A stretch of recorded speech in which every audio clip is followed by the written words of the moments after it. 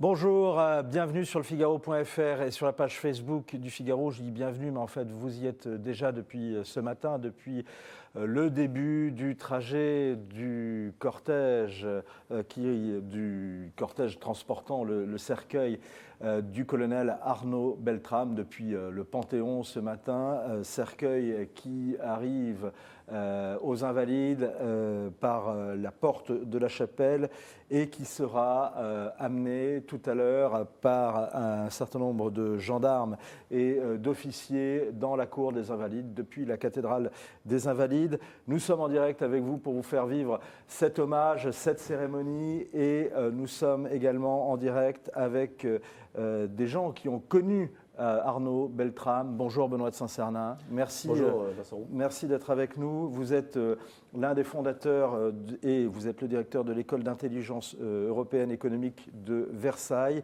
Et à ce titre, vous avez connu Arnaud Beltrame qui avait suivi un de vos cursus. Vous êtes également l'animateur du Cercle de l'Arbalète, organisation qui regroupe les acteurs travaillant pour les forces et les unités spéciales, parmi lesquelles le GIGN. Karl Meus, bonjour. Bonjour. Vous êtes rédacteur en chef au Figaro Magazine. On va commenter avec vous les aspects politiques de cet hommage. Et Jean-René van der Pletsen, bonjour. Vous êtes directeur délégué de la rédaction du Figaro Magazine. Vous êtes l'auteur d'un très beau livre, La nostalgie de l'honneur, qui a été couronné d'un certain nombre de prix, notamment le prix Interallié, prix mérité. Livre qui avait été écrit notamment après la mort du père Hamel et qui rend hommage également à votre grand-père, le général Crespin.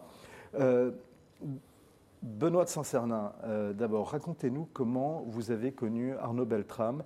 Quel souvenir vous a le plus marqué chez lui ?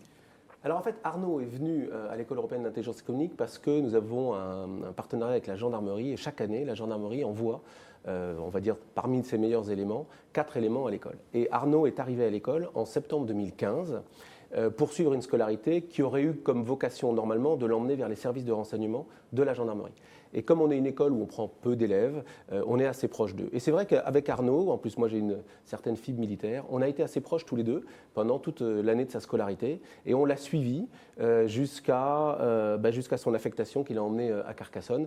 Donc c'est vraiment un de nos élèves parmi d'autres, mais c'était un élève et honnêtement, enfin, ça a été dit des centaines et des centaines de fois, pour nous qui l'avons connu, le fait qu'au moment de la crise, il se soit porté volontaire pour prendre la place de cet otage, honnêtement, ne nous a pas tellement surpris. Pourquoi ?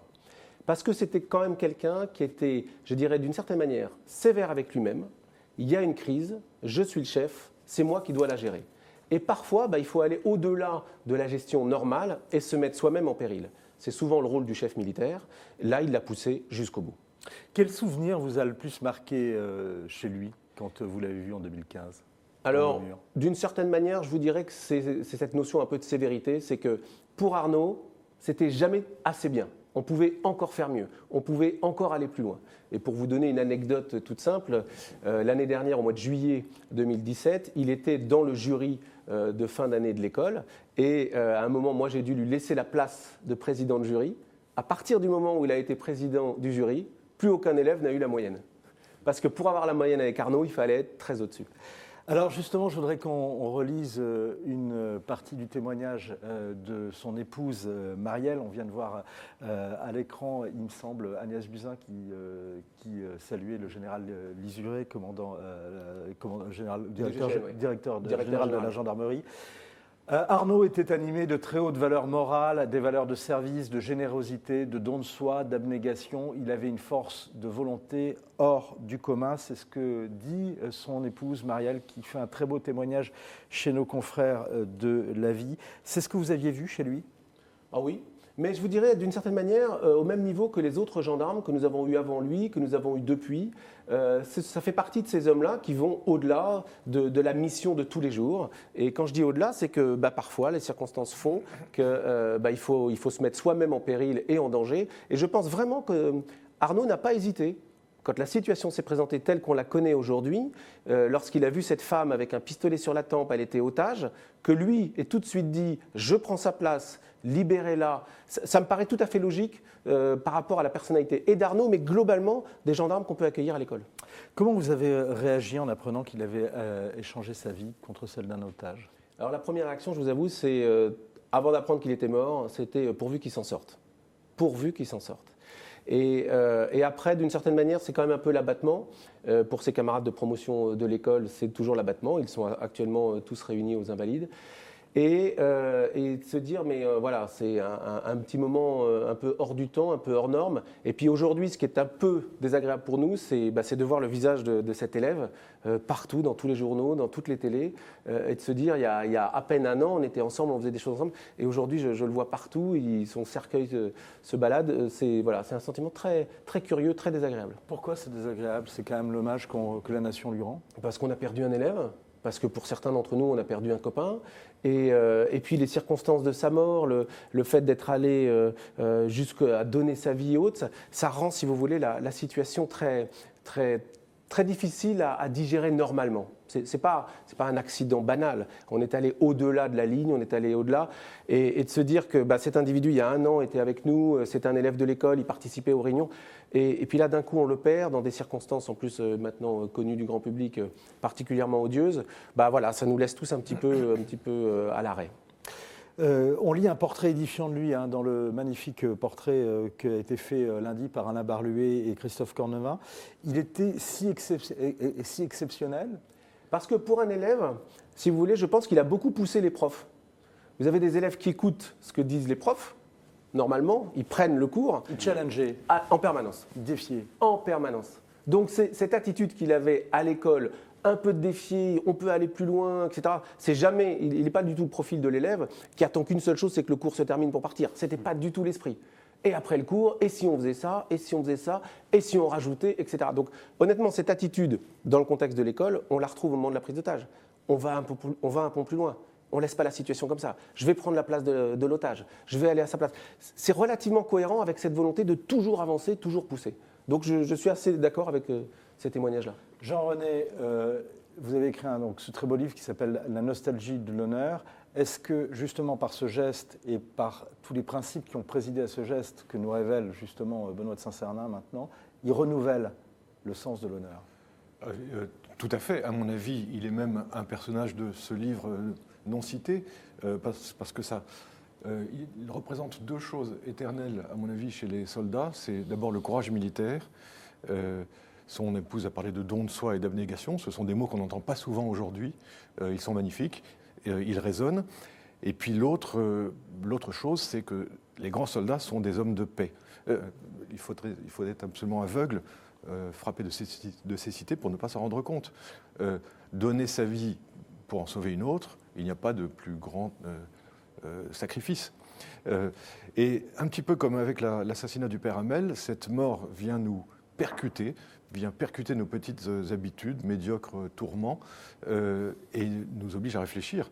Et je pense que, telle une grenade à fragmentation, ça va avoir un effet profond, ne serait-ce que d'un point de vue politique.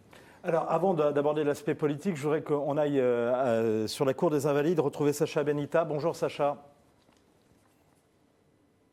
Est-ce que vous nous entendez? Oui, on va le reprendre dans un instant dès que l'image sera meilleure. Puisque vous parliez, Karl, justement, Jean-René parlait des politiques, et on voit le ministre des Affaires étrangères, Jean-Yves Le Drian, et derrière lui, Jean-Michel Blanquer, et la ministre de la Justice, Nicole Belloubet. Emmanuel Macron doit arriver d'une minute à l'autre, accompagné de son épouse et du chef d'état-major des armées, selon le programme de l'Élysée. Comment a-t-il préparé, est-ce qu'on sait comment il a préparé cet hommage? Qu'est-ce qu'il voulait en faire? Ce qu'il veut en faire, c'est parler de l'unité de la nation. Ça ne sera pas un discours dans lequel il y aura des annonces, tout ça, ça a été fait. On précise que c'est le premier hommage national à des victimes du djihadisme. Oui, c'est Édouard Philippe qui a fait les annonces hier devant la représentation nationale en répondant à Marine Le Pen, Manuel Valls et Laurent Wauquiez pour dire qu'ils ne reprendraient pas en compte leurs propositions. Donc là, ça laisse la place maintenant à Emmanuel Macron pour faire un discours de chef de l'État qui va parler de la nation, qui va parler du courage et qui va parler de l'unité. Et au fond, il est totalement dans le rôle, un rôle qu'a occupé avant lui et François Hollande et Nicolas Sarkozy quand ils ont été tous les deux confrontés à la même situation. François Hollande et Nicolas Sarkozy, qu'on a vu à l'instant à l'antenne, qui sont présents. On sait qui est également présent parmi les personnalités politiques. Il y a Alain Juppé, on a vu évidemment tout le gouvernement, Laurent Wauquiez y va, on a pu apercevoir Jean-Luc Mélenchon. C'est un moment dans lequel l'ensemble de la classe politique doit être présent. Bruno de Saint-Cernin l'a rappelé, c'est quand même un événement exceptionnel où cet homme a eu un courage exceptionnel. Peu de gens auraient été capables d'un tel courage. Et c'est ça que la classe politique, c'est à ça que la classe politique veut rendre hommage, parce qu'au fond, ça recoupe, et c'est ce qu'a dit aussi Jean-René Van der Plassen, les valeurs de la République et les valeurs de la France. Alors justement, il y a une autre phrase qu'on a pu lire de Marielle Beltrame, donc l'épouse du colonel, et dans son témoignage à la vie, en parlant justement de cet échange, de l'échange de sa vie contre celle d'une otage. C'est le geste d'un gendarme et le geste d'un chrétien. Pour lui, les deux sont liés, on ne peut pas séparer l'un de l'autre. Ça a un peu pris de court aussi la classe politique. Je ne sais pas si ça l'a pris de court. Disons que il y a eu peut-être un petit début de polémique, puisqu'on a vu chez les éditorialistes, certains, je pense notamment à France Inter, qui a réagi à l'édito qu'avait fait Étienne de Montetti chez nous, qui insistait justement sur ce caractère chrétien du geste du colonel Arnaud Beltrame. Et au fond, à France Inter, la réaction était plutôt de dire non, c'est la réaction d'un homme. En plus, il est franc-maçon, donc dans quelle mesure c'est par là de l'homme qui a été supérieur à l'autre. On voit là qu'au fond, chacun, j'allais dire, le colonel Beltrame est un Français à part entière, c'est-à-dire que chacun se retrouve. Alors justement, dans ce qui lui. est intéressant, c'est que la publication de ce témoignage venait justement après l'éditorial de France Inter, et donc elle a rappelé quand même le caractère chrétien de ce sacrifice. Vous vous souvenez de l'expression de sa foi On en a parlé, mais pas de manière aussi, je dirais, ouverte qu'on en parle aujourd'hui. Mais je voudrais revenir sur un point. On parlait tout à l'heure monsieur, vous parliez du côté donner sa vie, le chef militaire, est là pour, en fait, gérer la violence. Et soyons clairs, que ce soit les militaires, les gendarmes, ce sont des gens qui sont en fait experts dans la gestion de la violence d'autrui. Et on le voit bien dans la scène qui nous a été décrite de la mort d'Arnaud. Il y a une scène d'absolue violence, il y a déjà des morts, et il cherche à calmer la chose. Il cherche à calmer la chose en retirant une otage. Et en fait, c'est le cœur du métier des militaires, gendarmes compris, c'est de gérer la violence. Et à un moment, gérer la violence, ça veut dire se mettre soi-même dans la crise absolue, mais c'est ça leur métier. Et le métier du chef militaire, c'est au moment de cette crise de tout faire pour que ça se règle mieux. C'est pas de faire la guerre, c'est pas de tuer. Jean-René, je vous donne la parole dans un instant, mais Sacha Benita est avec nous aux Invalides. Sacha, vous nous entendez ? Je vous entends parfaitement. Est-ce que, pour la première fois, Sacha, Sacha, énormément de monde a pu être accepté à l'intérieur des Invalides et est-ce que, justement, vous avez pu constater cette affluence ? Oui, complètement, puisque dehors tous les parapluies étaient ouverts, les ponts étaient fermés avec de grands écrans, les gens regardent de grands écrans, toute l'avenue du Maréchal Gallieni qui est complètement bloquée, les gens sont sous la pluie, attendent, et puis un important dispositif de sécurité avec de nombreux filtrages, des chiens renifleurs et de nombreux policiers pour entrer jusque dans la cour des Invalides, où je me trouve actuellement avec de nombreux journalistes et également Christophe Cornevin qui est journaliste au Figaro, qui est ici, et on attend le début de la cérémonie. Alors, merci beaucoup Sacha pour ces précisions. On vous retrouvera tout au long et peut-être à l'issue de cette cérémonie. Juste, vous vouliez réagir tout à l'heure, Jean-René, par rapport à ce que disait Benoît de Saint-Cernin ? Oui, tout à fait. En fait, Benoît vient de dire quelque chose, à mon avis, de fondamental, c'est que les soldats gèrent la violence, les soldats n'ont, a priori, pas peur de la mort, et les chrétiens ne devraient pas en avoir peur non plus, puisqu'ils croient à la vie éternelle. Et là, il y a une convergence de convictions chez le colonel Arnaud Beltrame, qui explique sans doute en grande partie ce geste incroyablement désintéressé, ce geste magnifique. La cérémonie va commencer d'ici une minute à l'autre, puisqu'il est 11h31 ici sur Figaro Live, et vous voyez donc les anciens présidents. Karl, Nicolas Sarkozy disait que l'un des pires souvenirs de son quinquennat, d'ailleurs, avait été ces cérémonies aux Invalides. Oui, et François Hollande aussi, parce que ce sont des cérémonies où vous êtes proche des familles, proche des survivants dans le cas des attaques qu'il y a eu Charlie, qu'il y a eu au Bataclan, où là, vous êtes confronté à la mort dans ce qu'il y a de plus douloureux. Donc c'est très dur pour eux. C'est effectivement plus dur peut-être que de prendre des décisions politiques, que de faire des choix. C'est de faire ces discours-là, d'autant qu'ils savent que la France entière les regarde, c'est multidiffusé, et qu'il faut à la fois être dans l'émotion et dans la retenue, et pas dans l'instrumentalisation politique. Et au fond, hier, c'est ce que me disait quelqu'un à l'Élysée. Emmanuel Macron va rendre hommage et va éviter l'instrumentalisation politique, parce que c'est ce qui aurait été pire.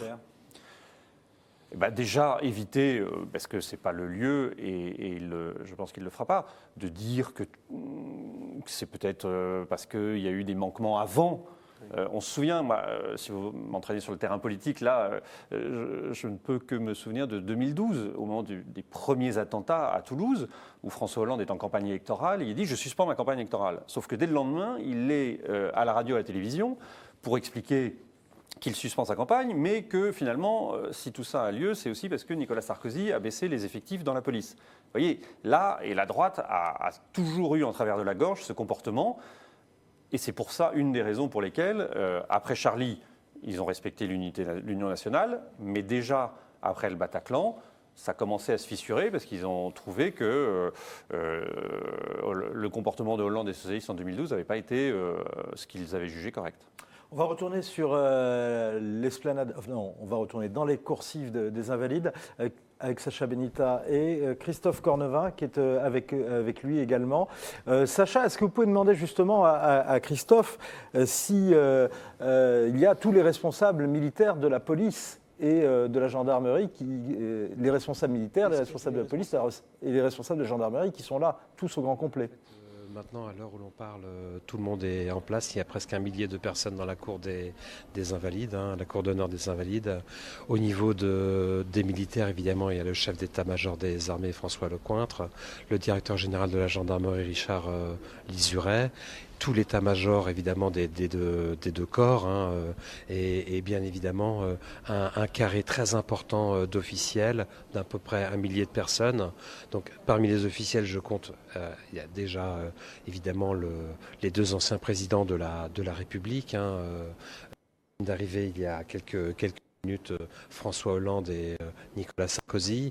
On a vu arriver tout ce que compte actuellement la République, le gouvernement, des anciens. Alors moi j'ai vu passer, outre tous les gens du gouvernement, Bernard Cazeneuve, Pierre Jox, Voilà, et un certain nombre d'autres responsables, d'actuels ministres. Enfin bref, et alors donc sous et François Fillon, vous me disiez actuellement. Voilà. On va retrouver Sacha et Christophe dès que la connexion sera meilleure. Peut-être un point sur le programme, et je salue avant David et Sheldon qui nous rejoignent sur le Figaro.fr. Merci de vos commentaires. Il y a des très belles phrases, notamment de ce que dit David, qui cite, je crois, des vers d'Aragon. Déjà la pierre pend sous votre nom s'inscrit, déjà le souvenir de vos amours s'efface, déjà vous n'êtes plus qu'un mot d'or sur nos places, déjà vous n'êtes plus que pour avoir péri la guerre et ce qui s'en est suivi. De toute façon, 48 heures après l'hommage rendu au colonel Macron, Sheldon nous dit Macron et son gouvernement vont tenir des discours daladiéristes. On ne va pas rentrer dans cette polémique pour l'instant parce que l'heure est à l'hommage. Il y a une discussion, il y a eu des débats, il y a eu une polémique hier autour justement du sort à réserver sur les fichiers S. Il n'y a plus d'union nationale telle qu'on a pu la connaître en 2015. Parce qu'on a vu que politiquement, François Hollande, par exemple, ne s'en était pas saisi, n'avait pas saisi la perche que la droite lui tendait. Après Charlie, il y aurait pu y avoir des mesures qui auraient pu être prises. Bon, on a eu une commission, l'une au Sénat, l'autre à l'Assemblée nationale. Après le Bataclan, il y a eu cette fameuse déchéance de nationalité, le Congrès qui s'est réuni à Versailles, mais où à la fin, François Hollande ne s'est pas battu pour imposer cette déchéance de nationalité. Et donc, on voit, ce qui s'est passé, c'est qu'après les attentats de Nice, la droite a tout de suite mis l'accent sur l'absence de mesures concrètes. Et ce qui s'est passé là, tout de suite après cette attaque de Trèbes.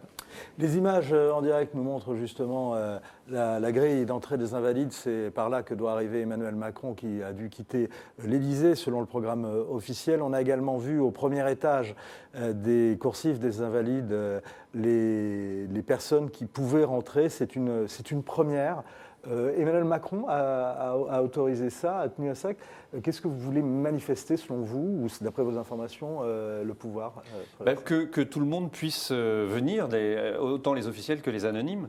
Je crois que ce qu'il a remarqué, c'est l'émotion qu'il y a eu dans tout le pays après l'acte héroïque d'Arnaud Beltrame, et qu'il a bien senti qu'il y avait une grande partie des gens qui voulaient rendre aussi l'hommage, et qu'au fond, cet hommage ne serait pas uniquement celui des officiels, mais aussi celui de la population, des Français. Gérard Collomb et donc Florence Parly, la ministre des Armées, avec elle le Premier ministre, arrivent dans la cour d'honneur des Invalides. Selon le programme officiel, ils doivent recevoir des honneurs particuliers ou pas? Non. Je crois que les troupes vont être passées en revue. Parce qu'il y a une partie visiblement dans les Invalides où il y a des troupes. Donc le président de la République va les passer en revue. Mais je ne crois pas qu'il y ait d'honneur particulier pour membres. Mais je voudrais revenir juste sur un point. Par rapport à Charlie, à autres, là, on n'est pas dans une crise due, je dirais, uniquement à un attentat. Il y a eu un attentat, donc après, il peut y avoir des polémiques. Pourquoi il y a eu un attentat? Là, en fait, du fait du geste d'Arnaud, en fait, on est sur un geste héroïque d'un anonyme. Parce que finalement, il faut être honnête, un colonel de gendarmerie, il n'y en a pas qu'un. Donc c'est le geste d'un anonyme et qui emporte tout le reste. Et j'espère que le temps de la polémique sera repoussé. Parce qu'on n'est pas vraiment sur l'attentat, là, aujourd'hui. Alors que ce doit être justement le véhicule d'Emmanuel Macron qui arrive. Juste un mot, Jean-René, avant de vivre ces instants et ces images, et qui vont commencer par l'honneur du drapeau. Il y avait des choses qui menaçaient l'honneur, vous dites, aujourd'hui. Qu'est-ce qui menaçait l'honneur, et en quoi le sacrifice d'Arnaud Beltrame, justement, a su conjurer ces menaces? Ce qui menace l'honneur, à mon avis, aujourd'hui, c'est le scepticisme, le cynisme, l'égoïsme, le matérialisme. Et sur ces 4 points, le colonel Beltrame apporte une réponse spectaculaire, de toute beauté. C'est un geste d'honneur, c'était manifestement un homme d'honneur. Et c'est un homme d'honneur que le président de la République va saluer. Et on voit le président de la République saluer les responsables politiques et militaires, et s'attarder avec le directeur général de la gendarmerie nationale, le général Richard Lisuré, et saluer le gouverneur militaire de Paris, le général Bruno Leray.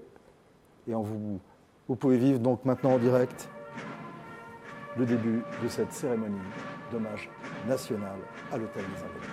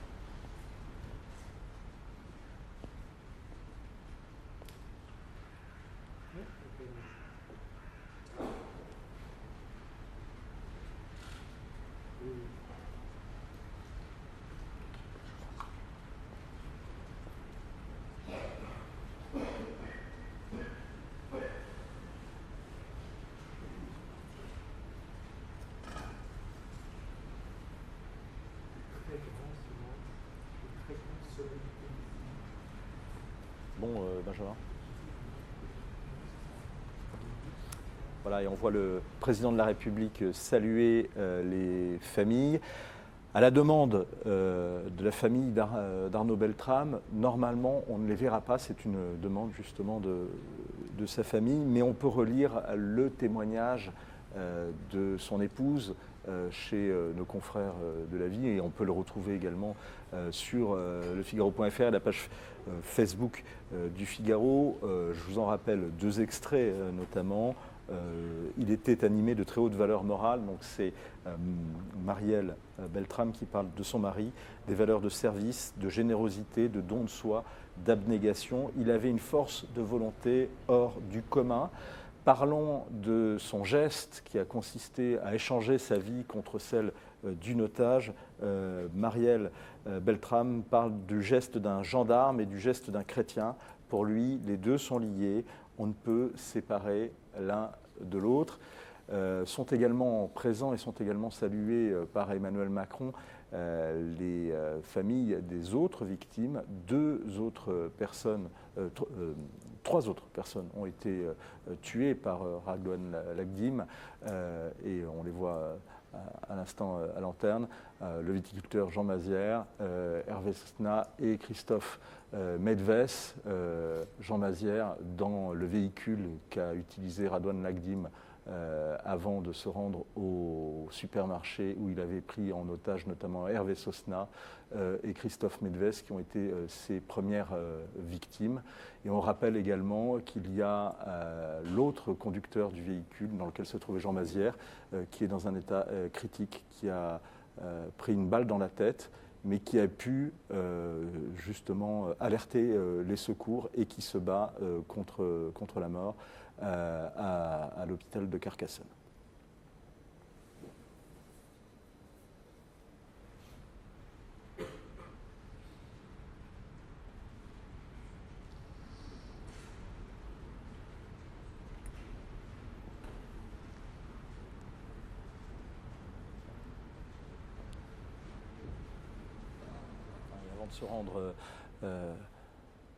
Avant de se retrouver donc dans la cour des Invalides, le cercueil qui va être porté donc par 6 militaires après la salutation des familles par Emmanuel Macron, 2 militaires, 2 élèves officiers de l'école de la gendarmerie nationale, 2 élèves de l'école militaire Interarmes, l'autre école des fessiers avec Saint-Cyr, d'où était sorti Arnaud Beltrame, 2 gendarmes mobiles et 2 gendarmes départementaux.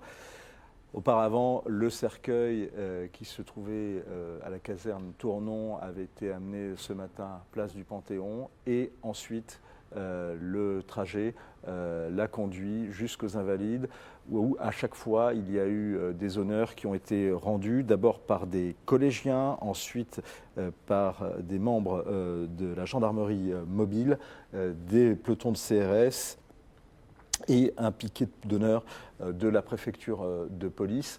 Il y a les responsables d'ailleurs de la police et de la gendarmerie, et c'est le ministère de l'Intérieur, car finalement la gendarmerie est à la fois un corps militaire, mais qui relève depuis les années 2000 du ministère de l'Intérieur. Oui, en fait ce sont des militaires, ce sont pleinement des militaires qui ont été mis, comme on dit chez nous, pour emploi au sein du ministère de l'Intérieur. Et les coopérations police-gendarmerie sont une réalité et ça fonctionne très bien. Et ça symbolise d'ailleurs également la montée en puissance de ce corps par rapport à cette menace, Jean-René, qui est devenue le terrorisme. Oui, tout à fait. Et surtout que la gendarmerie est présente sur tout le territoire, ce qui n'est pas le cas de la police.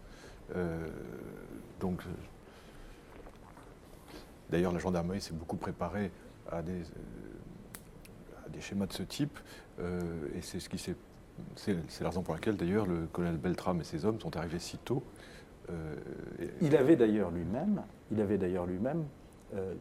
dirigé une opération justement un exercice de prise d'otage à Carcassonne il y a quelques semaines, il y a quelques mois. Oui, tout à fait. C'est une information qui a été connue. Et c'est marrant parce qu'il y a un petit parallèle avec la grande opération du GIGN à Marignane, dont vous vous souvenez peut-être il y a quelques années.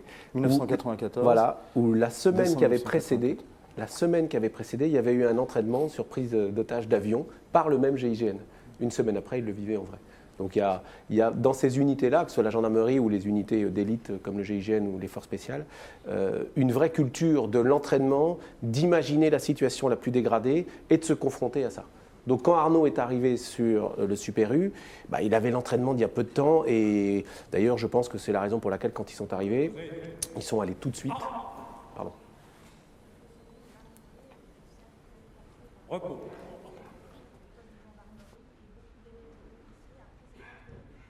Garde à vous.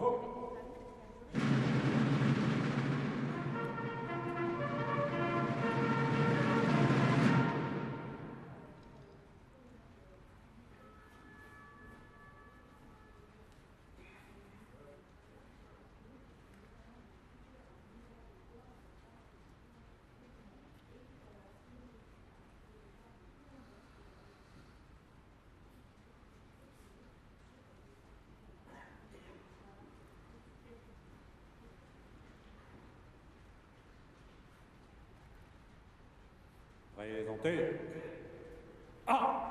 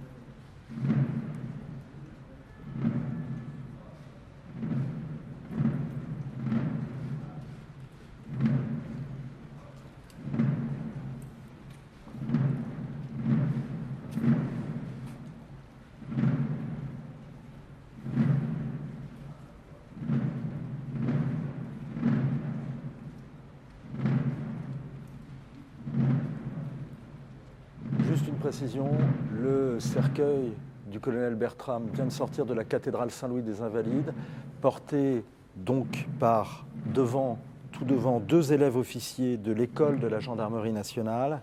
Derrière eux, deux officiers de l'école militaire interarmes, d'où était sorti Arnaud Beltrame.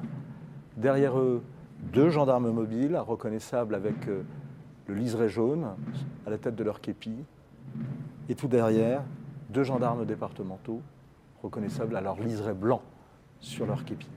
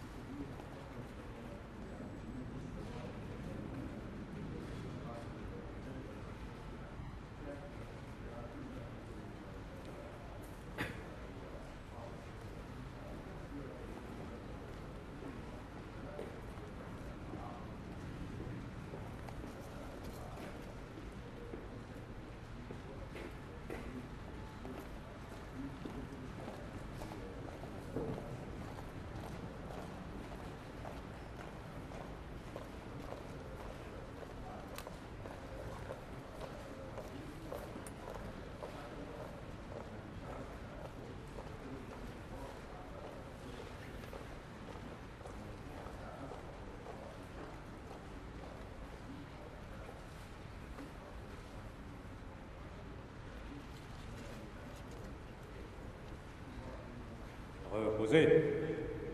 Ah. Repos.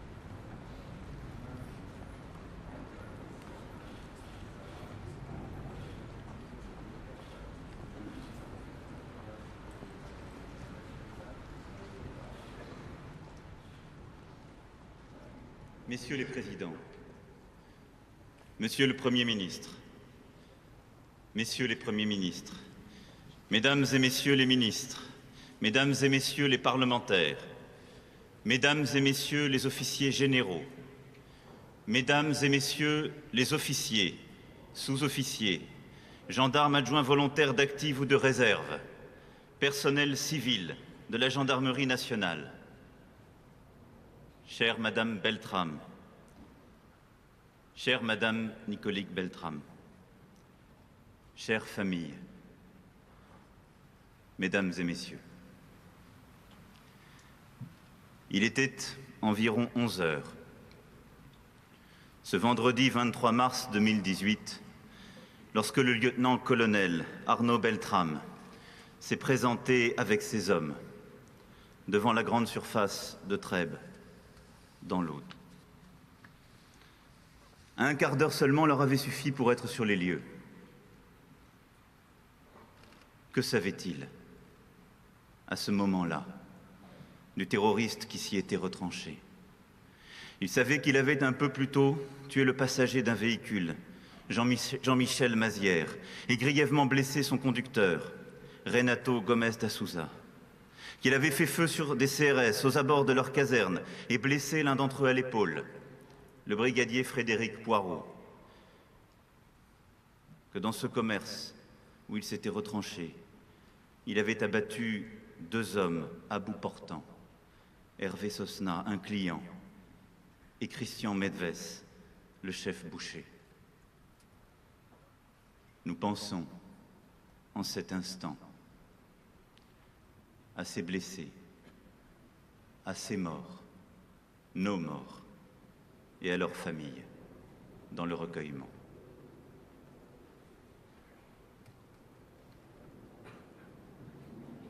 Il savait aussi que le terroriste détenait une employée en otage, qu'il se réclamait de cette hydre islamiste qui avait déjà tant meurtri notre pays, qu'avide de néant, ce meurtrier cherchait la mort, cherchait sa mort, cette mort que d'autres, avant lui, avaient trouvée. Une mort qu'il croyait glorieuse, mais qui était abjecte. Une mort qui serait pour longtemps la honte de sa famille, la honte des siens et de nombre de ses coreligionnaires. Une mort lâche, obtenue par l'assassinat d'innocents. L'employé pris en otage était de ces innocents. Pour le terroriste qui la tenait sous la menace de son arme, sa vie ne comptait pas plus que celle des autres victimes. Son sort, sans doute, allait être le même. Mais cette vie comptait pour Arnaud Beltrame. Elle comptait même plus que tout, car elle était, comme toute vie, la source de sa vocation de servir. Accepter de mourir pour que vivent des innocents, tel est le cœur de l'engagement du soldat. Être prêt à donner sa vie, parce que rien n'est plus important que la vie d'un concitoyen. Tel est le ressort intime de cette transcendance qui le portait. Là était cette grandeur qui a sidéré la France. Le lieutenant-colonel Beltrame avait démontré par son parcours exceptionnel que cette grandeur coulait dans ses veines. Elle irradiait de sa personne. Elle lui valait l'estime de ses chefs, l'amitié de ses collègues et l'admiration de ses hommes. À cet instant, toutefois, d'autres, même parmi les braves, auraient peut-être transigé ou hésité. Mais le lieutenant-colonel Beltrame s'est trouvé face à la part la plus profonde et peut-être la plus mystérieuse de son engagement. Il a pris une décision qui n'était pas seulement celle du sacrifice, mais celle d'abord de la fidélité à soi-même, de la fidélité à ses valeurs, de la fidélité à tout ce qu'il avait toujours été et voulu être, à tout ce qui le tenait. Ce choix lui ressemblait tellement que sa mère, apprenant qu'un gendarme accomplissait ce geste, a instinctivement, presque charnellement, reconnu son fils. Elle a su que c'était lui, avant même de savoir. Lucide, déterminé, le lieutenant-colonel Beltrame a pris auprès du terroriste la place de l'otage. Il était un peu moins de midi. Un soldat aussi aguerri, gendarme d'élite, cité au combat en Irak, sentait sûrement qu'il avait rendez-vous avec la mort. Mais il avait rendez-vous avant tout, et plus encore, avec sa vérité d'homme, de soldat, de chef. Ce fut la source de son immense courage. Pour ne pas manquer aux autres, il faut ne pas se manquer à soi-même. Le lieutenant-colonel Beltrame a fait ce choix parce qu'il se serait éternellement reproché de ne pas l'avoir fait. Je sais ce que peuvent ressentir ceux qui étaient à ses côtés ce jour-là. Il revoit s'écouler lentement les minutes qui ont conduit à cette décision. Il revoit le lieutenant-colonel Beltrame déposer son arme, lever les bras et s'avancer seul vers le terroriste. Ils savent désormais que tout s'est joué là. Ils savent aussi qu'il n'aurait laissé sa place à personne, car l'exemple vient du chef. Et l'exemplarité était pour lui, comme pour chacun d'entre vous, une vertu cardinale. Au cœur de tout vrai courage se trouve une grande force morale. Elle ne se discute pas, elle pousse à agir. Avant même ce 23 mars, le lieutenant-colonel Beltrame était de ces fils que la France s'honore de compter dans ses rangs. L'hommage que la patrie lui rend en ce jour, nous le rendons aussi aux actions remarquables qui avaient jalonné sa carrière, comme elles jalonnent la vie de tant de ses camarades au sein de nos armées. Dès sa sortie de l'école Saint-Cyr, il avait choisi la gendarmerie. Il en avait fait sa seconde famille, parce qu'elle était proche de la vie de ses concitoyens et qu'elle exigeait de lui, chaque jour, l'excellence. Une gendarmerie qui paie chaque année son tribut à la sécurité et à la protection des Français. Une gendarmerie qui, cette fois encore, s'est illustrée par sa maîtrise et sa force. Et je rends ici hommage aux forces de gendarmerie de l'Aude, à leur chef, le colonel Sébastien Gué, au chef du GIGN de l'antenne de Toulouse et à ses hommes, dont 2 ont été blessés en menant l'assaut. Tous sont durement éprouvés par la perte de leurs camarades. Je sais, et les Français savent, qu'ils ont tout fait pour que le pire n'advienne pas. Comme leurs camarades de la police et du renseignement et de tous les services de la préfecture. Les Français n'oublient pas non plus le tribut payé par toutes nos forces de sécurité sur le sol national et par nos armées sur les théâtres extérieurs. Tous ont droit à notre respect inconditionnel. Et tous, je le sais, partagent la certitude profonde qui animait le lieutenant-colonel Beltrame, celle que son destin ne lui appartenait pas tout à fait, qu'il avait partie liée avec quelque chose de plus élevé que lui-même, car il était un engagé, et il avait juré de faire corps avec un idéal plus grand et plus haut. Et cet idéal, c'était le service de la France. Dès que nous eûmes appris son geste, à l'issue incertaine, nous tous, Français, avons tremblé d'un frisson singulier. L'un d'entre nous venait de se dresser. Droit, lucide et brave. Il faisait face à l'agression islamiste, face à la haine, face à la folie meurtrière. Et avec lui surgissait du cœur du pays l'esprit français de résistance, par la bravoure d'un seul entraînant la nation à sa suite. Cette détermination inflexible face au nihilisme barbare convoqua aussitôt dans nos mémoires les hautes figures de Jean Moulin, de Pierre Brossolette, des martyrs du Vercors et des combattants du Maquis. Soudain se levèrent obscurément dans l'esprit de tous les Français les ombres chevaleresques des cavaliers de Reims et de Patay, des héros anonymes de Verdun et des Justes, des compagnons de Jeanne et de ceux de Kiefer. Enfin, de toutes ces femmes et de tous ces hommes qui, un jour, avaient décidé que la France, la liberté française, la fraternité française ne survivrait qu'au prix de leur vie et que cela en valait la peine. Car l'intolérable, jamais, ne peut l'emporter. Le camp de la liberté, celui de la France, est confronté aujourd'hui à un obscurantisme barbare qui n'a pour programme que l'élimination de nos libertés et de nos solidarités.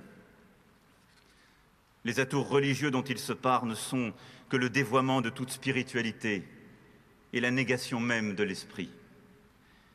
Car il nie la valeur que nous donnons à la vie.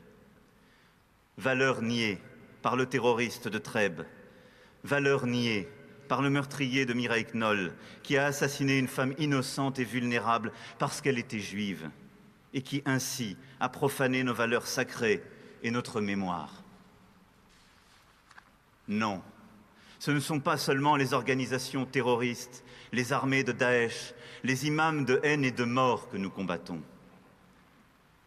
Ce que nous combattons, c'est aussi cet islamisme souterrain qui progresse par les réseaux sociaux, qui accomplit son œuvre de manière invisible, qui agit clandestinement sur des esprits faibles ou instables, trahissant ceux-là même dont il se réclame, qui sur notre sol endoctrine par proximité et corrompt au quotidien.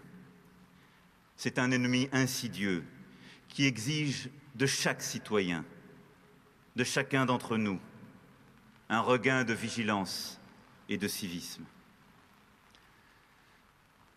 Il s'agit là, et depuis plusieurs années, d'une nouvelle épreuve. Mais notre peuple en a surmonté beaucoup d'autres. C'est pourquoi il surmontera celle-ci aussi, sans faiblesse et sans emportement, avec lucidité et avec méthode.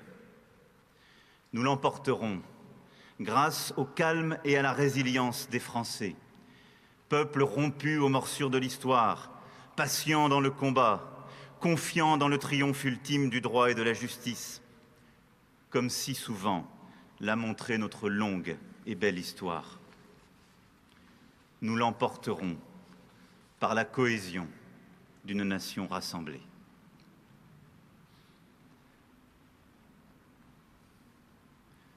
Pendant ces heures interminables, s'achevant par la mort du terroriste et le transfert du lieutenant-colonel vers l'hôpital de Carcassonne, dans la salle de commandement du ministère de l'Intérieur, nous avons tous espéré.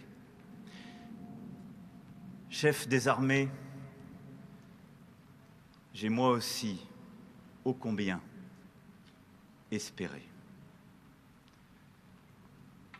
Le petit matin, hélas, nous apportait la nouvelle de sa mort comme un coup au cœur. Pourtant, malgré la tristesse, malgré le sentiment d'injustice, la lueur qu'il a allumée en nous ne s'est pas éteinte. Elle s'est au contraire propagée. Alors que le nom de son assassin déjà sombrait dans l'oubli, le nom d'Arnaud Beltrame devenait celui de l'héroïsme français, porteur de cet esprit de résistance qui est l'affirmation suprême de ce que nous sommes, de ce pourquoi la France toujours s'est battue, de Jeanne d'Arc au général de Gaulle.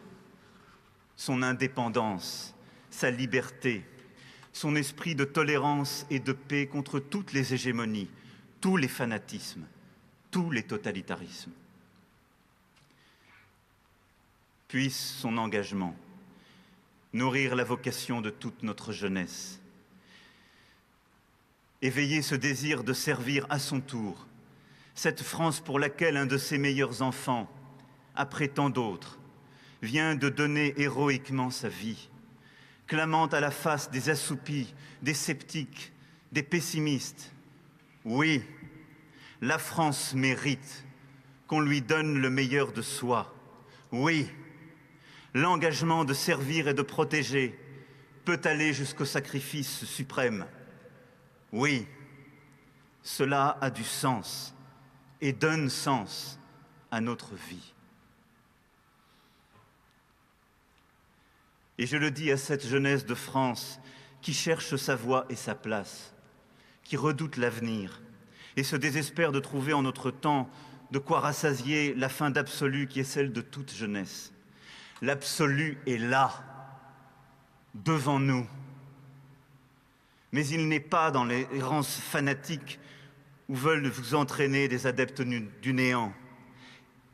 Il n'est pas dans le relativisme morne que certains autres proposent. Il est dans le service, dans le don de soi, dans le secours porté aux autres, dans l'engagement pour autrui, qui rend utile, qui rend meilleur, qui fait grandir et avancer. Telle est la voie montrée par Arnaud Beltrame. Cet engagement, je le retrouve chez nos militaires, nos pompiers, nos policiers, nos personnels soignants, nos professeurs, tous nos fonctionnaires engagés partout sur le terrain. Chaque étincelle en est précieuse à notre pays. En sauvant cette jeune femme, le lieutenant-colonel Arnaud Beltrame a conjuré l'esprit de renoncement et d'indifférence qui parfois menace. Il a montré que le socle vivant de la République, c'est la force d'âme.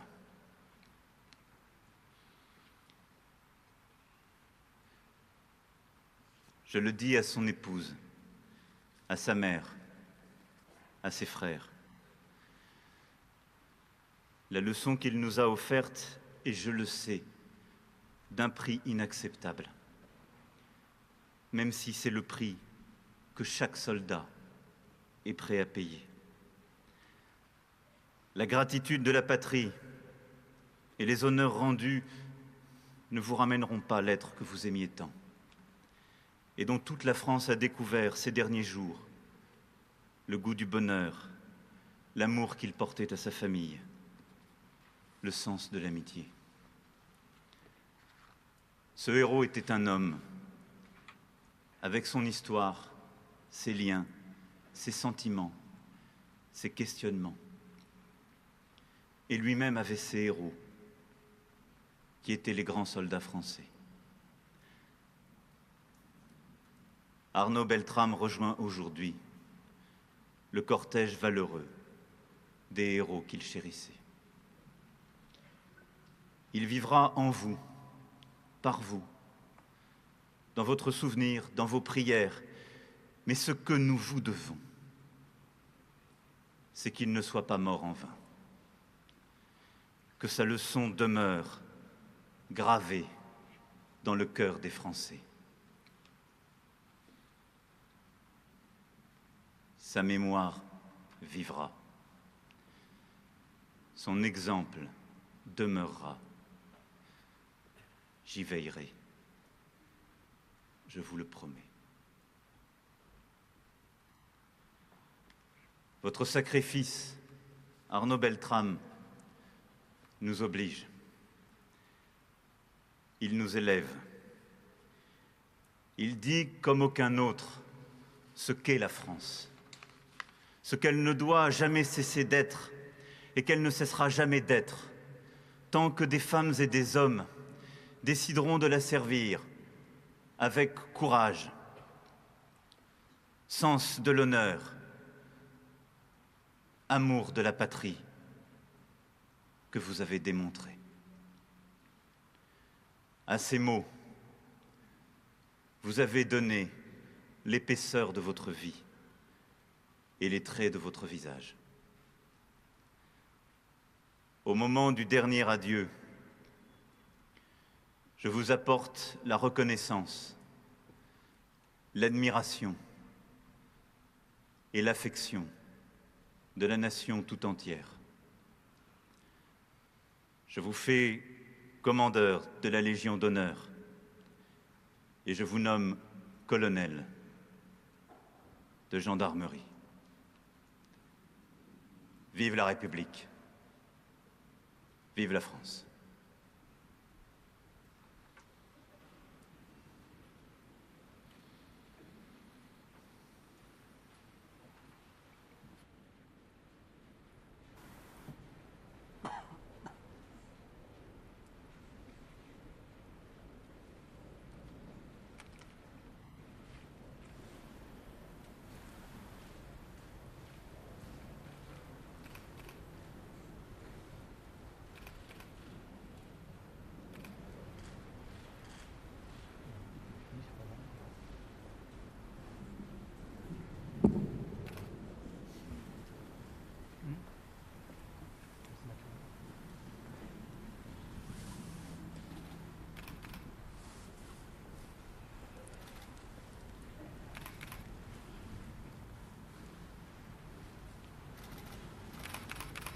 Garde à vous.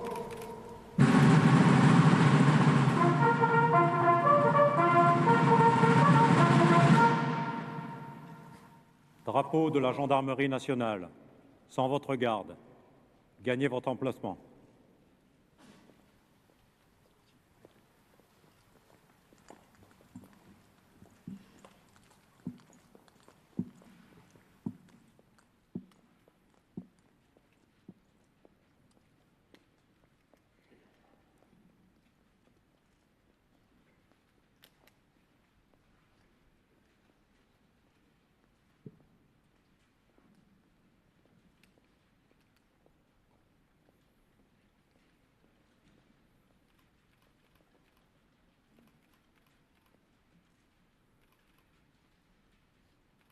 Présentez. A.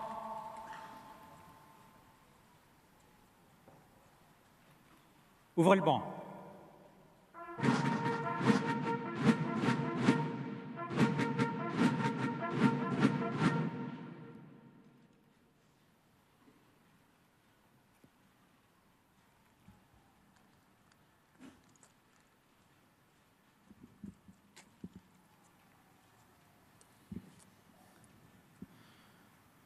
Colonel Arnaud Beltrame,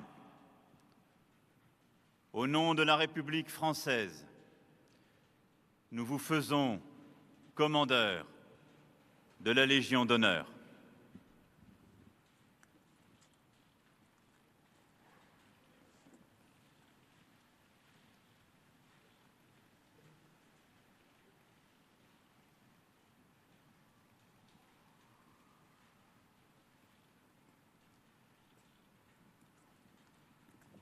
Fermez le banc.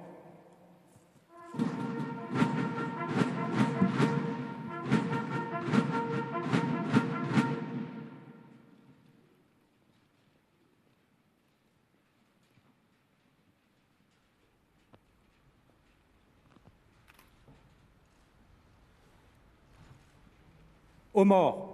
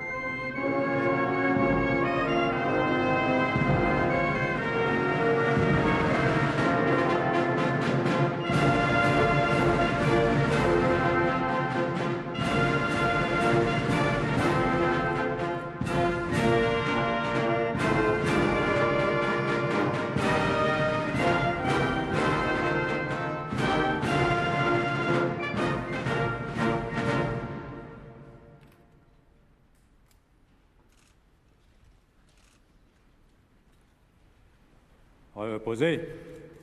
Ah.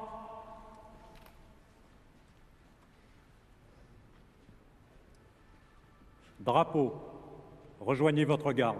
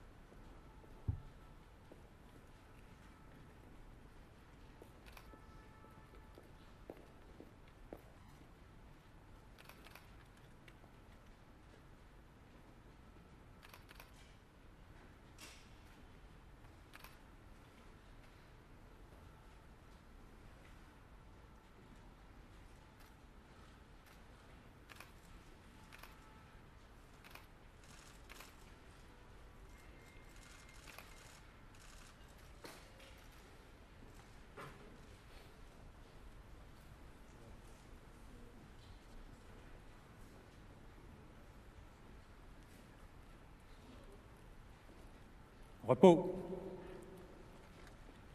Rapidement, Jean-René, ce qui vient de se passer, Garde à en vous. particulier l'élévation du commandant de la Légion d'honneur. Oui, donc ça a été possible en vertu d'une procédure exceptionnelle, beaucoup plus rapide que d'habitude. En général, il faut de l'ancienneté pour progresser dans l'ordre de Légion d'honneur. C'est le 3e grade, commandeur. Il suit ceux de chevalier et d'officier. Il y a ensuite 2 distinctions qui sont grand officier et grand croix. Donc c'est tout à fait exceptionnel ce qui vient de se passer. D'ailleurs, la plus haute décoration que portait le colonel Beltrame jusque-là était chevalier de l'ordre du mérite. Donc là, c'est une progression incroyablement rapide. Mais tout à fait justifiée. Une façon de manifester justement l'hommage L'hommage de la nation, République tout à fait. à la valeur exceptionnelle de ce Voilà. sacrifice. Et on va vivre les derniers instants de cet hommage national avec le départ du cercueil. Ensuite, il y a eu la sonnerie aux morts, sonnée par le clairon, puis la Marseillaise. Et là donc, le départ du cercueil de la cour des Invalides, suivi par la famille et le président de la République.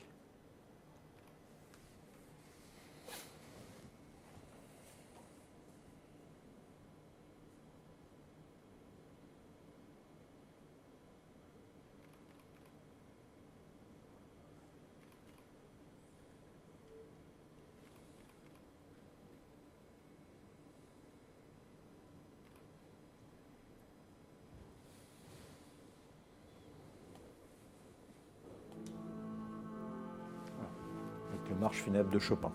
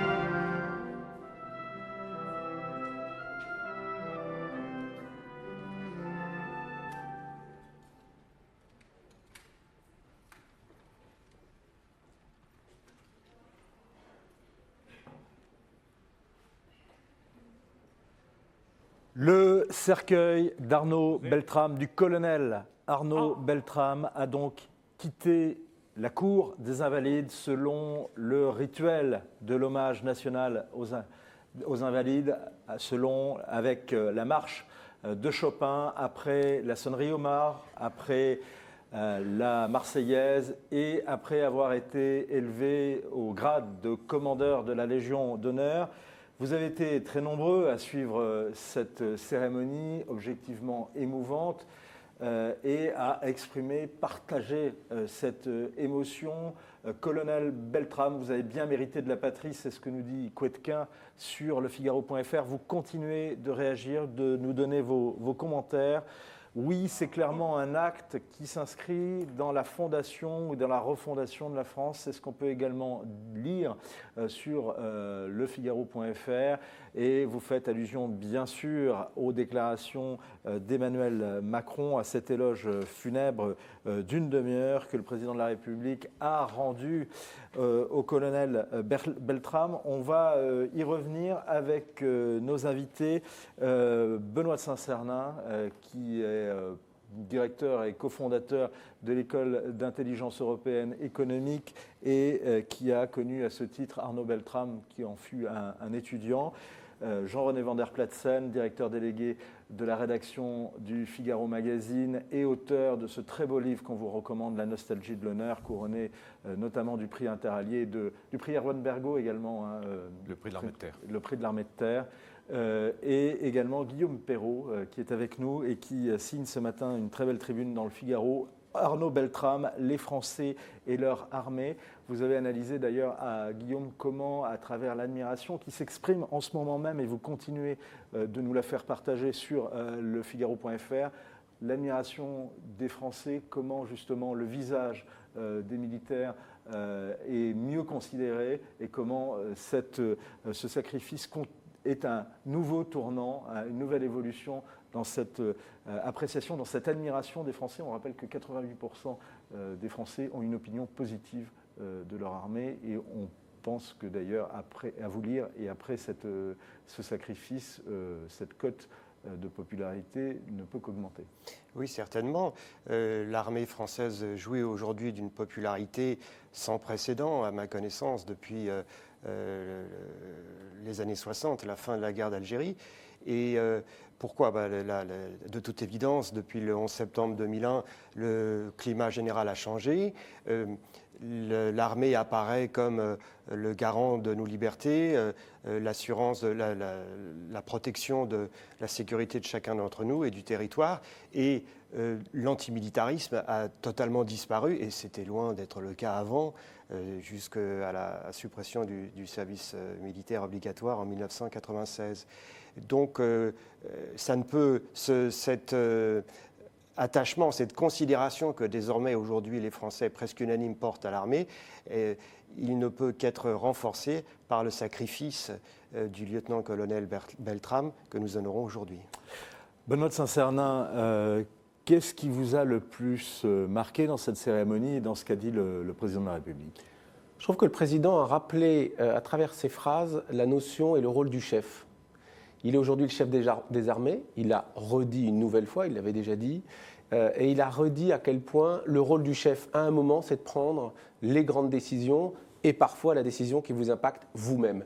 Et il l'a dit à travers plusieurs phrases. Vraiment, je trouve que son discours remet vraiment en place cette notion qu'à un moment, il y a un chef, à un moment, il y a une décision, à un moment, il y a un engagement. Et effectivement, l'exemple de ce qu'a fait Arnaud en est une parfaite preuve. Ce que nous vous devons, c'est qu'il ne soit pas mort en vain. C'est ce qu'a déclaré notamment Emmanuel Macron. Le colonel Beltrame incarne l'esprit de résistance du peuple français.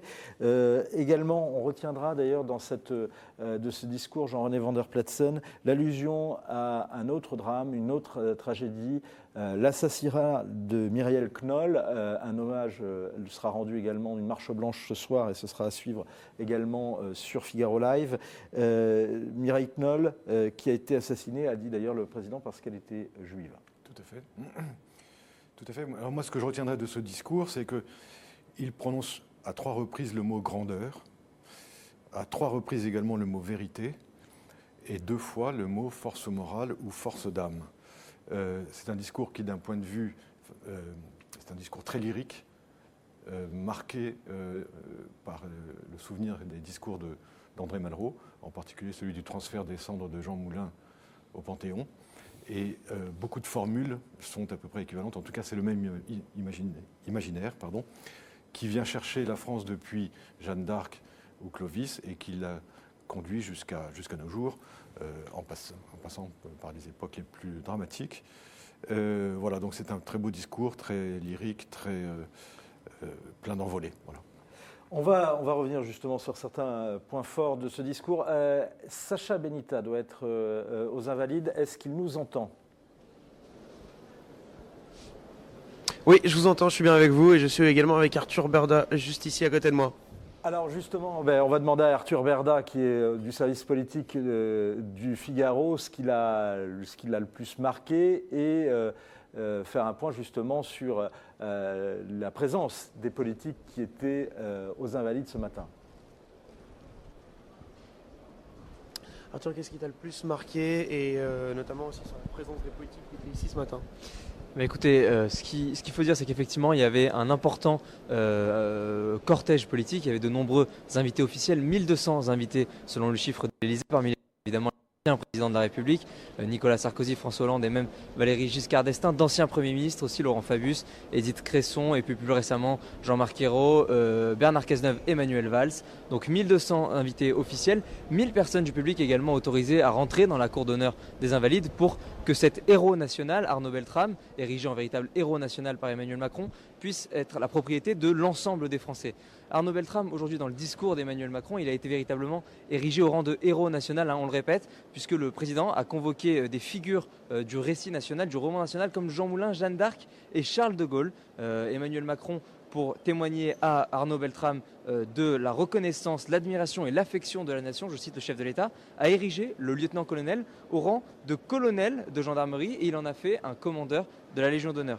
Emmanuel Macron, lors de son discours, il s'est également posé en père de la nation, puisqu'il a affirmé que seule une nation rassemblée, la cohésion de la nation, pourrait permettre de l'emporter face à la barbarie, face à l'ennemi islamiste, a-t-il dit. Emmanuel Macron, il a également affirmé que le destin d'Arnaud Beltrame ne lui appartenait pas, mais qu'il appartenait à une cause plus grande qui était celle du service de la France. D'ailleurs, Emmanuel Macron s'est adressé à la jeunesse de France, à cette jeunesse de France, comme il l'a appelé, pour lui affirmer que l'absolu était là, devant eux, avec ce cercueil d'Arnaud Beltrame posé au milieu de la cour des Invalides, de la cour d'honneur recouvert d'un drapeau tricolore. Voilà, l'absolu est là, devant vous, il n'est pas dans le fanatisme promis par les islamistes à une partie de la jeunesse de France. Emmanuel Macron s'est adressé à la jeunesse de France, il a appelé à ce que cet engagement d'Arnaud Beltrame les nourrisse et il les a donc invités à s'engager eux aussi pour servir la France. Enfin, Emmanuel Macron, dans son discours, il a cité Mireille Knoll. C'était une question en point d'interrogation. Et Mireille Knoll, c'est l'octogénaire qui a été assassiné chez elle avec des coups de couteau dans le 11e vendredi à Paris et qui a été brûlé dans son appartement. Cette octogénaire juive qui avait échappé à la rafle du Veldiv, Emmanuel Macron lui a rendu hommage en affirmant que pour Arnaud Beltrame et les autres victimes des attentats de Carcassonne et de Trèbes, comme pour Mireille Knoll, c'était des gens qui avaient nié la valeur de la vie, qui les avaient tués. Il n'a donc pas parlé d'islamisme, pas parlé de terrorisme, mais simplement d'une barbarie qui nie la valeur de la vie. Merci beaucoup Arthur Berda et on rappelle d'ailleurs que vous serez en direct ce soir de la Marche Blanche qui partira de la Place de la Nation et qui sera également à suivre en direct ici sur Figaro Live où nous serons avec Jean-Marie Guénois. Sacha, si vous m'entendez encore, une question.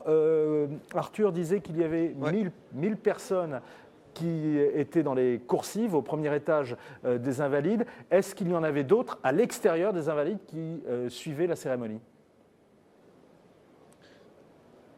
Oui, complètement. Il y avait de nombreuses personnes qui étaient devant les Invalides, sous la pluie, devant de grands écrans, en train de suivre la cérémonie, tout comme à l'intérieur. Beaucoup de personnes étaient présentes. Beaucoup de personnes, oui, donc étaient présentes à l'intérieur et à l'extérieur, nous dit Sacha Benita. On remercie. Je vous donne tout de suite la parole, Benoît. Il y a quelque chose qui D'abord une précision, parce que Emmanuel Macron parlait d'une antenne du GIGN à Toulouse. Oui. Maintenant, le GIGN n'est plus simplement basé qu'à Satory. Il est basé également, il y a des antennes en province? Non, c'est une des réactions à ce qui s'est passé au moment du Bataclan et les attentats de novembre. Il y a eu un plan qui se résume en 3 lettres, mais j'ai oublié les 3 lettres, où l'unité du RAID, comme du GIGN, demander à nos internautes peut-être. voilà, sont en fait répartis sur le territoire. Il y a donc des antennes, aussi bien du RAID, donc police, que du GIGN. Et la nouvelle doctrine, c'est le premier, le plus proche de l'action, y va, même si c'est une zone gendarmerie et que c'est le RAID qui est le premier, ou à l'inverse, c'est une zone police et c'est le GIGN qui est le premier. Donc il y a aujourd'hui une doctrine qui a été mise en place, ce qui a permis, par exemple là, que l'antenne de Toulouse fonce sur, mais ça aurait été le RAID, c'était le RAID qui allait le premier sur le site. Et encore plus proche, d'ailleurs, il y avait donc le peloton du colonel Arnaud Beltrame. Voilà, ça c'est autre chose, c'est le maillage naturel de la gendarmerie. Et lorsqu'il y a une crise, si vous voulez, le GIGN ou le RAID sont appelés lorsqu'on est dans des phases d'ultra-violence. Et dans le cadre, par exemple, du GIGN, le groupement de gendarmerie appelle le GIGN, on va dire, central. Et là, en fonction de la crise, le GIGN décide ou pas d'envoyer son antenne locale. Et dans les cas d'urgence, comme c'était le cas là, c'est le premier qui est prêt, qui y va. Donc, si ça aurait pu être le RAID comme le GIGN. Un quart d'heure pour être sur les lieux, rappelé Emmanuel Macron. Voilà. Arthur Berda le disait à l'instant, c'est plus le terrorisme que l'islamisme qui est pointé et dénoncé par Emmanuel Macron. Il a parlé d'ailleurs d'un dévoiement d'une religion, les atours religieux qui dévoient une spiritualité. Jean-René Van der Klotsen. Oui, c'est exact. Par ailleurs, dans tous les symboles utilisés, c'est tout de même la civilisation judéo-chrétienne qu'il défend. Le simple fait de rappeler l'assassinat barbare de Mireille Knoll il y a quelques jours. Donc c'est un discours très complexe avec beaucoup de symboles et qui cherche à enraciner ce moment de cohésion nationale dans une grande histoire, un récit national, pour parler comme Maurice Barrès le faisait. Je salue les internautes qui continuent de nous donner leurs commentaires, notamment Wisman ou One Shot qui justement parlait d'un hommage. Je salue également Clara, vous continuez à nous donner vos commentaires et partager justement cette émotion. Alors tiens, Wisman nous dit, en 1995, j'étais dans mon régiment lorsque 9 soldats ont été tués en ex-Yougoslavie et il y avait eu une grande cérémonie dans son régiment. En fait, le sacrifice des militaires français, qu'ils soient gendarmes, militaires, membres de l'armée de terre, de la marine ou de l'armée de l'air, il est continuel. Et cette cour des Invalides, on la voit depuis notamment les attentats du Drakkar en 1982, Jean-René. 83, pardon. Tout à fait. Il ne faut pas être aveuglé par le fait que le colonel Arnaud Beltrame était catholique pratiquant et manifestement également franc-maçon, ce qui traduit un désir d'élévation spirituelle.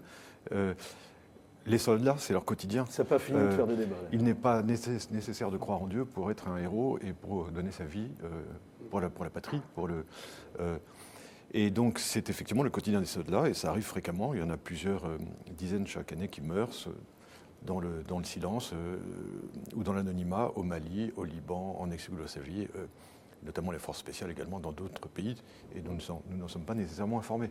Et une journée d'ailleurs maintenant leur est dédiée, c'est le 11 novembre justement, où on honore les morts de la guerre, la Grande Guerre, mais également ceux qui sont tombés justement lors des opérations extérieures. Sacha Benita est avec nous à retrouver la communication depuis les Invalides. Et oui, on est toujours avec vous, on vous reçoit bien et on est toujours dans la cour des Invalides avec Christophe Cornevin, juste à côté de moi. Dans les coursives, justement, avec Christophe Cornevin. Alors, justement, qu'est-ce qui a marqué Christophe Cornevin sur l'ambiance qui régnait aux Invalides durant cette cérémonie? Qu'est-ce qui t'a marqué sur l'ambiance ici durant la cérémonie?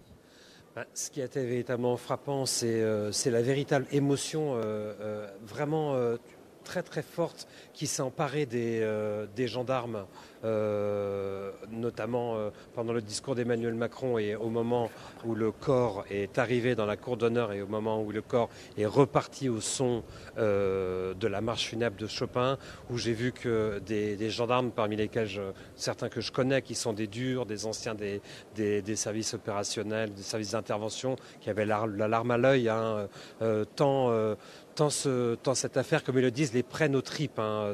C'est quelque chose qui a bouleversé la communauté parce que derrière le décès d'Arnaud Beltrame, c'est tout un engagement qui se joue. C'est un engagement qui est généralement silencieux. Les gendarmes payent un très lourd tribut contre la délinquance et dans la lutte contre le terrorisme. Le directeur général de la gendarmerie rappelait encore hier dans nos colonnes qu'il y a une vingtaine de gendarmes blessés par jour en intervention.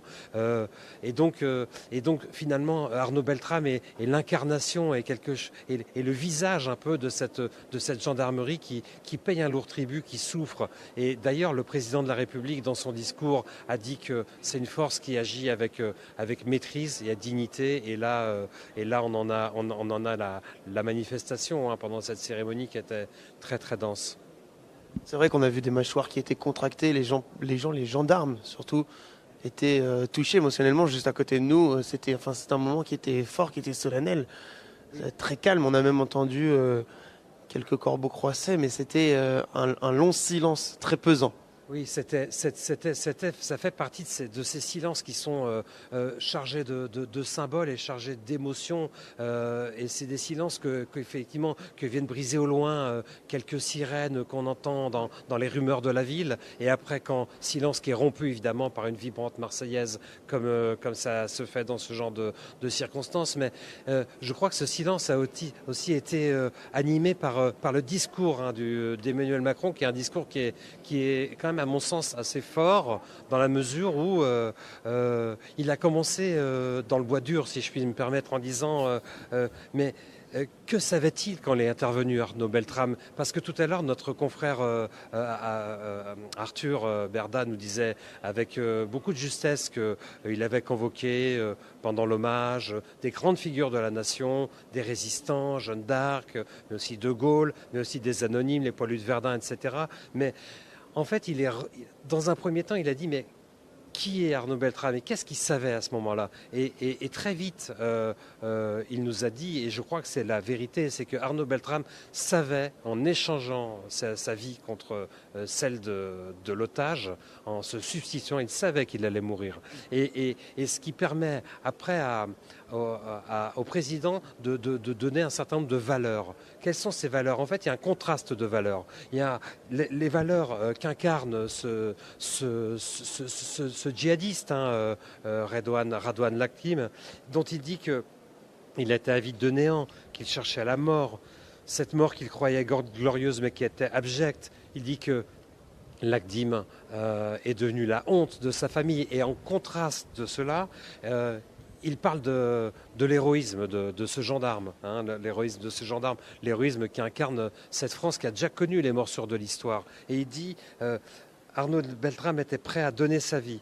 Et en fait, il fait un geste qui est un geste très intime et qui transcende un peu tout ce qu'il y a autour de lui. Et il met cette grandeur irradiée de toute sa personne. C'est-à-dire qu'on a véritablement l'image d'une France qui résiste face à une barbarie immonde contre laquelle il s'agit de lutter sans cesse et sans cesse.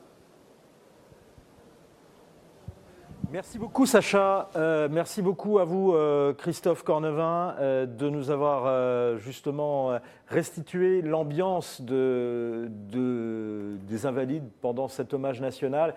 Et effectivement, ces visages des commandants militaires et de ceux qui ont participé. Et puis effectivement, on recommande tous les articles qui ont été écrits par Christophe Cornevin, notamment celui écrit avec Alain Barluet lundi, dans les éditions papier de lundi, à retrouver sur le Figaro.fr, sur le portrait d'Arnaud Beltrame. Merci également à vous, Sacha, de nous avoir fait vivre cette cérémonie depuis les coursifs supérieurs des Invalides. On va revenir sur ce que justement disaient Arthur Berda et Sacha Benita. Juste, je vous précise que le colonel Beltrame, lui, sera inhumé demain à Féral-les-Corbières. On me dit cet après-midi, mais les informations sont contradictoires, donc il faudrait vérifier. Par contre, en revanche, ce soir, messe à Saint-Sulpice à 20h30, en hommage effectivement au colonel Beltrame, qui sera célébré donc à Saint-Sulpice, à Paris, dans le 6e arrondissement, par Monseigneur Antoine de Romanet, qui lui est l'évêque aux armées. Juste une chose, Guillaume, notamment on va entendre Emmanuel Macron sur la question justement des valeurs et sur la question de l'islamisme du terroriste justement qui a perpétré cet acte. Comment vous interprétez justement la position d'Emmanuel Macron sur cette question? Est-ce qu'il a raison d'analyser ça comme une perversion ou bien est-ce que, comme le disent certains, il refuse de voir le problème en face? Je ne pense pas qu'il ait refusé de voir le problème. Il m'a semblé qu'il utilisait certains mots, qu'il nommait certains phénomènes et que, au contraire, il ne maniait pas l'euphémisme pour une fois. On fait souvent ce reproche à Emmanuel Macron, et encore plus on le faisait à son prédécesseur François Hollande, de ne pas oser parler de terrorisme islamiste, par exemple. Il me semble qu'il l'a fait, de toujours être embarrassé, de manier les circonvolutions. Là, j'ai eu au contraire l'impression qu'il disait les choses et qu'il était très net dans l'opposition qu'il a fait entre le sens du devoir, les vertus du sacrifice pour autrui qu'a montré l'officier qu'on honore aujourd'hui, et puis le djihadiste et tout le mépris que doit inspirer ces actes barbares qu'il a mis en opposition. Donc je ne crois pas que cette fois-ci, on puisse faire grief au président de la République de ne pas avoir assumé une position nette. Je crois que ça serait inexact. Pourquoi, lorsque le président a décoré le colonel, n'a-t-il pas utilisé la formule consacrée en vertu des pouvoirs qui nous sont conférés? C'est une question qu'on a posée. Oui. Parce que lorsqu'on prononce cette formule, c'est que le président de la République vous a délégué le pouvoir de remettre une décoration. Il est président de la République, donc il commence tout de suite par « nous vous faisons ». Chevalier, enfin, il est grand commandant de l'ordre de la Légion d'honneur. Personne ne lui a délégué son pouvoir à lui. Il l'a eu le soir de l'élection présidentielle. Donc bonne réponse également de One-Shot qui dit par certains que cela fasse partie du protocole. Effectivement, le président n'a pas besoin de dire les pouvoirs qui lui sont conférés, sauf s'il cite ceux qui viennent de vous, de nous, c'est-à-dire du peuple. Même si que vous ayez voté ou non pour lui. Qu'on ait voté pour ou non pour lui. L'absolu était là devant nous. Il n'est pas donc dans ces jeunes fanatiques adeptes du néant, ce que dit Emmanuel Macron, et il est dans le service, dans le don de soi. C'est effectivement, comme le disait Arthur Berda, un autre modèle qui est offert à la jeunesse française aujourd'hui, avec ce sacrifice et dans ce discours d'Emmanuel Macron. Oui, ça me paraît très judicieux. D'abord pour rappeler la noblesse de la vocation militaire, et l'esprit de sacrifice est au cœur de la vocation militaire. Il est bon de le rappeler, parce qu'on le sait bien, mais bon, dans la vie quotidienne, les Français civils qui vivent éloignés de la chose militaire pour la plupart l'oublient parfois. Et puis, il est bon aussi de donner un exemple positif à la jeunesse. Ça peut paraître convenu, ce que je dis. J'en ai conscience, mais c'est quand même très important de montrer à des jeunes en perte de repères masculins, valorisants, qu'il y a des modèles positifs qui élèvent, que l'on peut leur offrir aujourd'hui. On va écouter justement un extrait de ce discours, de cet éloge funèbre prononcé par Emmanuel Macron dans la cour des Invalides, le président qui a donc salué le sacrifice d'Arnaud Beltrame comme l'incarnation de l'esprit de résistance. On l'écoute. Dès que nous eûmes appris son geste, à l'issue incertaine, nous tous, Français, avons tremblé d'un frisson singulier. L'un d'entre nous venait de se dresser, droit, lucide et brave. Il faisait face à l'agression islamiste, face à la haine, face à la folie meurtrière. Et avec lui surgissait du cœur du pays l'esprit français de résistance, par la bravoure d'un seul entraînant la nation à sa suite. Cette détermination inflexible face au nihilisme barbare convoqua aussitôt dans nos mémoires les hautes figures de Jean Moulin, de Pierre Brossolette, des martyrs du Vercors et des combattants du Maquis. Soudain se levèrent obscurément dans l'esprit de tous les Français les ombres chevaleresques des cavaliers de Reims et de Patay, des héros anonymes de Verdun et des Justes, des compagnons de Jeanne et de ceux de Kiefer. Enfin, de toutes ces femmes et de tous ces hommes qui, un jour, avaient décidé que la France, la liberté française, la fraternité française ne survivrait qu'au prix de leur vie et que cela en valait la peine. Guillaume Perrault. C'était une très belle évocation historique qu'a faite Emmanuel Macron, et il a inscrit dans la longue durée le sacrifice du colonel Beltrame en rappelant de hautes figures de l'histoire de France au fil des siècles, tout régime politique confondu. Et il est bon de rappeler que si cet officier dont nous saluons la mémoire aujourd'hui a pu accomplir cet acte héroïque, c'est aussi parce que lui-même se sentait tenu par cette histoire glorieuse qui vient d'être rappelée. Ça, c'était c'était le souvenir que vous avez de lui. Il était marqué par les grandes figures de l'histoire militaire, de l'histoire de France. Et comme je vous l'ai dit en ouverture de notre édition spéciale, oui pour Arnaud et oui globalement pour tous les officiers qu'on peut accueillir, nous, dans le cadre de la scolarité.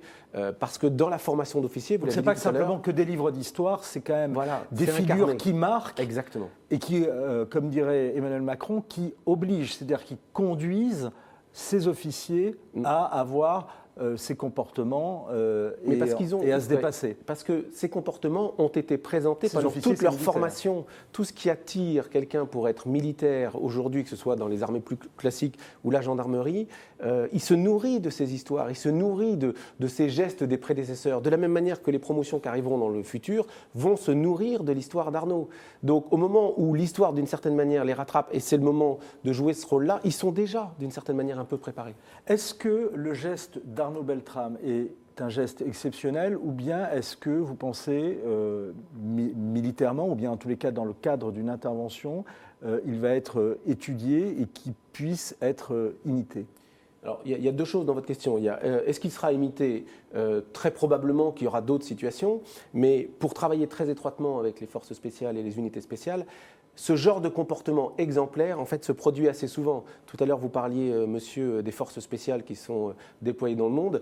Dernièrement, ils ont fait des libérations d'otages où ils sont allés aussi près du terroriste que Arnaud l'a été. Donc, c'est des comportements qui sont en fait pratiqués souvent par ces unités, par l'armée au sens large et la gendarmerie. Donc, c'est pas quelque chose de totalement nouveau. Ce qui a été très nouveau là, c'est que je pense qu'effectivement, quand Arnaud a pris la place de la jeune femme qui était en otage, je pense, moi, personnellement, qu'il s'est dit, c'est la manière de ralentir un peu la crise, de baisser un peu en pression.